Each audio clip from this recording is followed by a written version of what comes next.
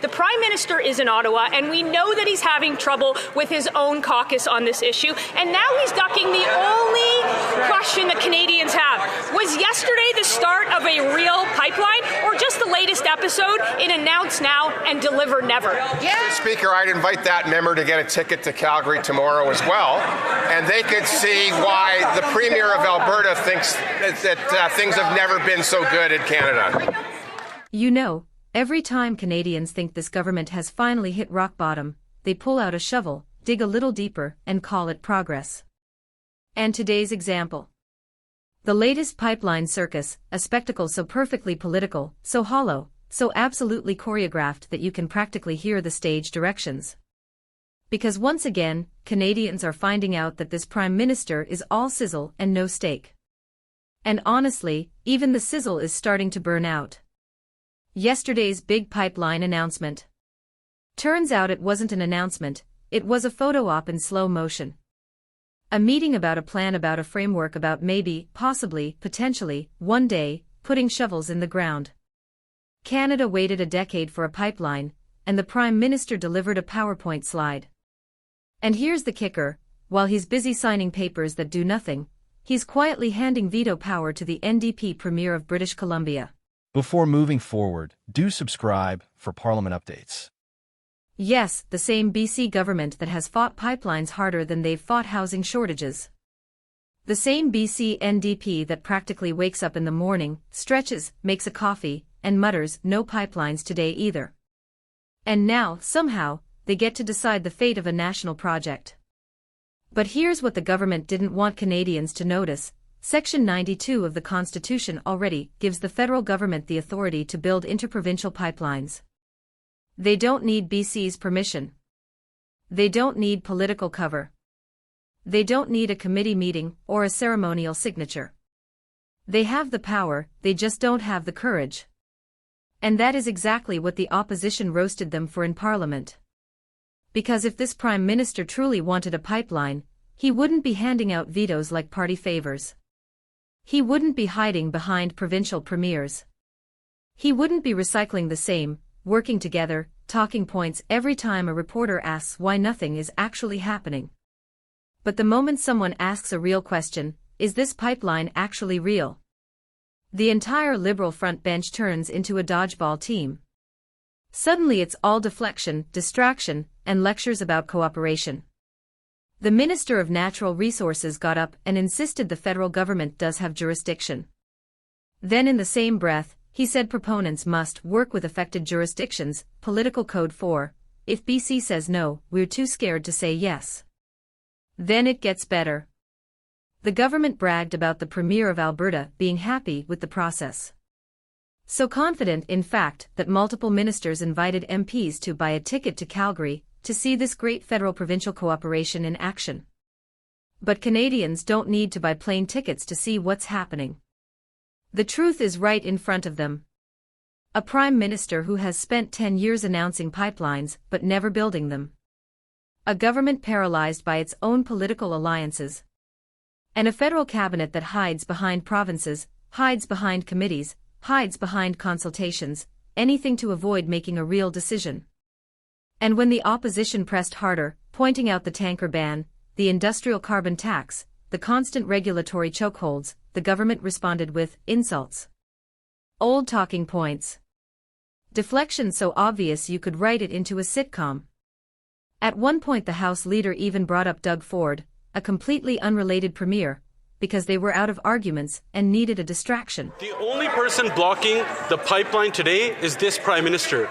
Will he stand up today and commit to repealing the tanker ban, axing the industrial carbon tax, and actually getting this oil pipeline built? Mr. Speaker, we learned in the course of the last election campaign that the Leader of the Opposition had in fact never spoken to the Conservative Premier of Ontario, Mr. Ford.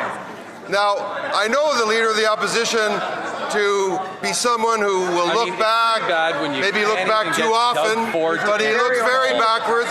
He'll want to learn from that mistake, and I really suggest he not make that mistake again with the Premier of Alberta. Mr. Leader of the Opposition, please call Danielle Smith. Meanwhile, Canadians are sitting at home wondering, What exactly is the Prime Minister announcing tomorrow? A pipeline? Or another carefully staged pipeline-shaped illusion? Because according to the opposition, the only thing getting built tomorrow is a fake ceremony. The Prime Minister will smile for cameras, talk about historic steps, and then quietly hand the killing blow to BC, so he doesn't have to do it himself. And the jab that shook the room. Does the pipeline need to be sponsored by Brookfield so it actually gets built? The chamber erupted. Because everyone knows exactly what that meant. If there isn't something in it for the Prime Minister's friends, it doesn't get done. And the government's response? Another invite to Calgary. Another speech about cooperation. Another round of applause for things that haven't happened. Canadians don't need more applause. They need results. For 10 years, our natural resources sat in the ground while the rest of the world built, shipped, sold, and dominated markets that Canada used to lead. And now, after a decade of paralysis, the government's big solution is another announcement about a future announcement. This isn't leadership. It's theater. And the audience, Canadians, are tired of paying for tickets to a show that never changes. And here's the part that should scare Canadians the most. This government actually believes that announcing something is the same as achieving it. They believe the performance is the product. They believe press releases are progress. They believe photo ops are policy. And when they're called out, they hide behind the same worn-out line, "We're consulting." Consulting who? Consulting for what? Consulting for how many more years? Canadians have been consulted into poverty. Consulted into energy dependence. Consulted into a global market where we used to lead, and now we watch from the sidelines. The amount of hot air coming out of that member's mouth, I'm surprised the Liberals haven't slapped a carbon tax on it. That answer was as fake as this Prime Minister's promises. Tomorrow, he'll make this grand show and pretend that he wants to get a pipeline built, but he'll hide behind someone else and get them to cancel it so he doesn't have to do it himself. The only person that can get this pipeline approved is this Prime Minister. Does the pipeline need to be sponsored by Brookfield so it actually gets built? Unfortunately, that plane's going to get pretty full. I invite the member across to buy a ticket and come to Calgary and see what a federal government, how they can work with the provincial government to build Canada strong. And when the opposition points to the Constitution, pointing out the federal government already has the unquestionable authority to greenlight an interprovincial pipeline, the government pretends the Constitution is optional. As if political feelings somehow outrank federal law.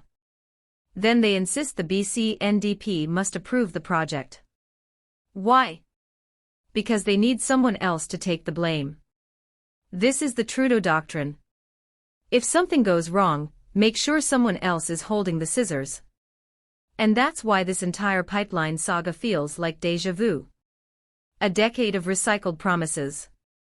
A decade of historic announcements. A decade of pretending to build something that never leaves the blueprint phase.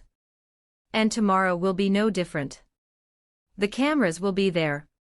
The speechwriters will be there. The social media team will be there. But real shovels. Real construction. Real courage. Not a chance. Because if they were serious, they would repeal the tanker ban that has suffocated the West Coast's export potential. They would fix the carbon tax madness that drives up costs, strangles investment, and scares off major developers. They would take the Constitution seriously and build the pipeline Canadians have already paid for, not once, not twice, but through years of lost revenue, higher inflation, and global missed opportunities. And Canadians are done waiting. You can hear that frustration echoing across Parliament. Even the political jabs, like the one asking whether the pipeline needs Brookfield sponsorship just to get off the ground, are reflections of a deeper truth: people don't trust this government anymore. They've watched too many projects get buried under bureaucracy while ministers brag about consultation reports. Meanwhile, the world is not waiting for us. The US is exporting record volumes. OPEC is expanding. Norway is booming. Even countries with political instability are outpacing us. And here we are, arguing over whether the federal government is allowed to use its own constitutional power. It's embarrassing. It's enraging. And it's exactly why Canadians feel abandoned by the very leaders who promised change. Because the Prime Minister is not looking for solutions, he's looking for cover. He's not trying to build a project, he's trying to build a narrative. And tomorrow's pipeline announcement is just another episode of the same tired show. Announce now. Deliver never. Blame someone else later. But here's the thing. Canadians are waking up. They're watching closely. They're calling out the excuses, the delays, the political theater.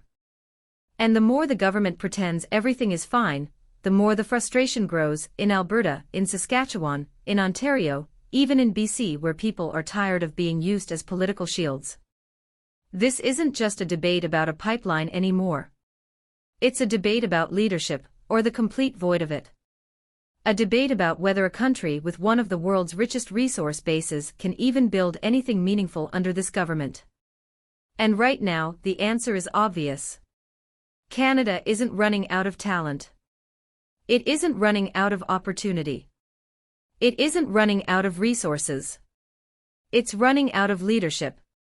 And until that changes, we'll keep getting announcements instead of results, dreams instead of development, and promises instead of pipelines. If Canadians want this country to move forward, truly forward, they can't afford to ignore what's happening anymore. Because the world is building. The world is accelerating. And Canada is still waiting for a meeting about a plan, about a framework, about maybe, someday, doing something real. Canada debates.